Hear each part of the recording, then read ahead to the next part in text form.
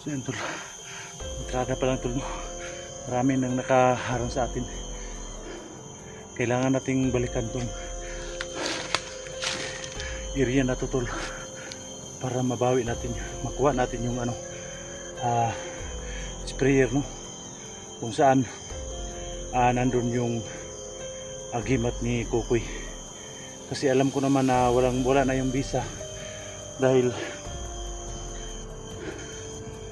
may nilagay ko sa tubig balon at saka asin at saka hollow water. Alam kong wala ng visa yun, yung agimat ni Kukoy. Sinalubong kaagad tayo ng bala tol. Napakarami talagang kalaban sa area na to. Galit na galit sila, no? Dahil hindi daw dumating yung commander nila na si Commander Kukoy. So ayan, pati na si Lucio mga tol. Galit na galit si Lucio, no? Sabi niya hindi daw mapatawad ni Lucio yung mga ginagawa ni Kukoy. Pero alam kong kalagayan ni Lucio, sa unti-unti ko siyang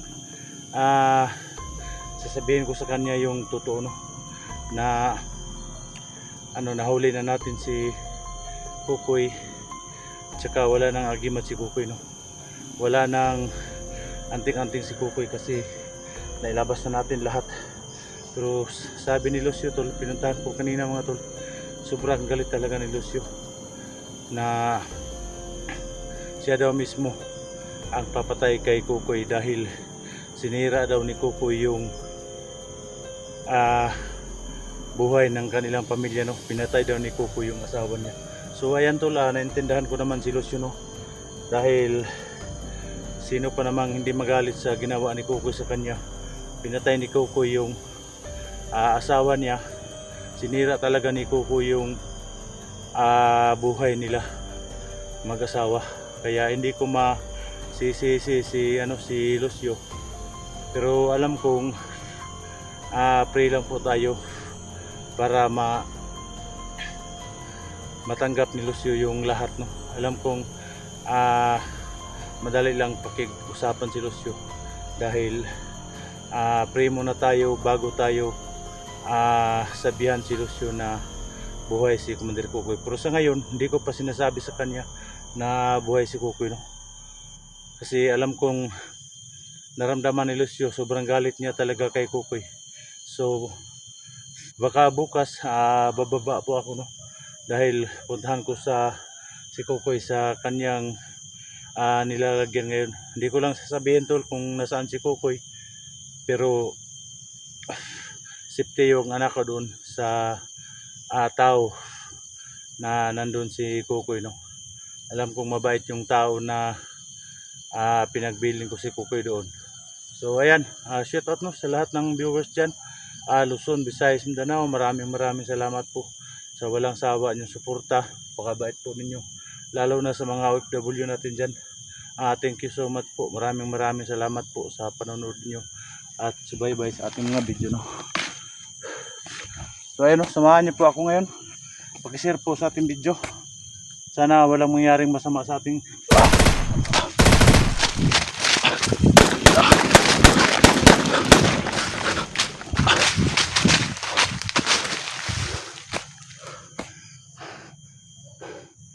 grabe to. Sobrang dami talagang sniper, no?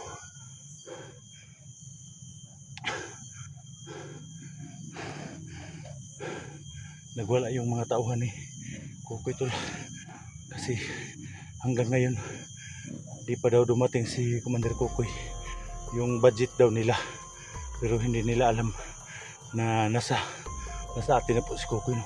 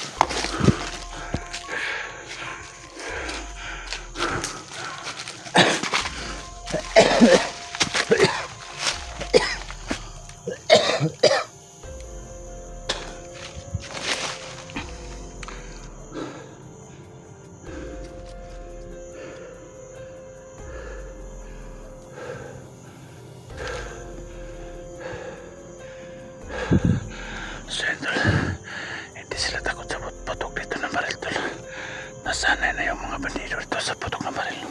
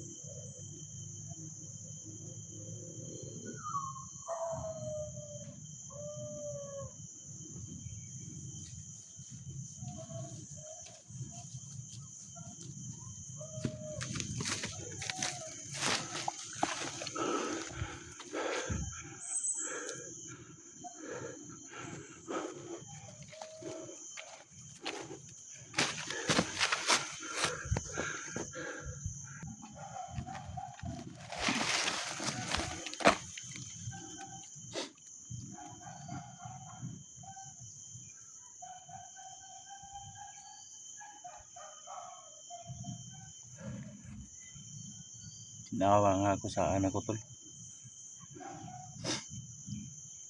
Naiyak ako sa anak ko no, dahil